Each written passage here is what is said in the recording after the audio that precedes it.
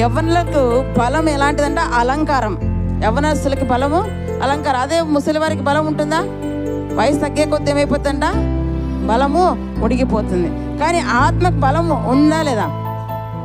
శరీరానికి బలహీనత వస్తుంది కానీ ఆత్మకు వస్తుందా?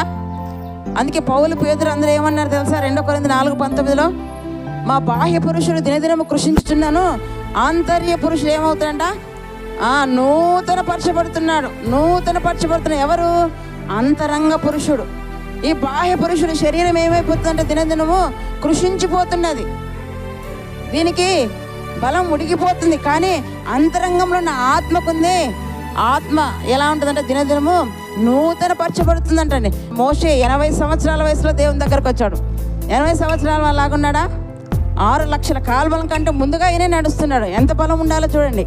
నాకు 80 సంవత్సరాలు కదా, నేను ఈ పని చేయలేదు, ఇలా నడవలేను, అలా నడవలేను, అటు రాలేను, ఇది చేయలేను అన్నాడా? లేదండి. ఎంత చురుగ్గా ఉన్నాడు. వీళ్ళందరికంటే ఆయనే చురుగ్గా ఉన్నాడు. దేన్ని బట్టి? ఆంతర్య పురుషుడు నూతన పరచబడ్డాడు కనుక.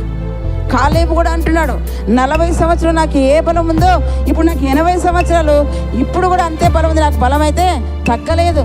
బలం శరీరంలో ఉంది అనుకుంటారు, కానీ ఆత్మకుంది బలం. ఆత్మ ధైర్యంతో ఏదైనా కూడా మనిషి చేయగలని ఇక్కడ వాక్యం ద్వారా మనకు దేవుడు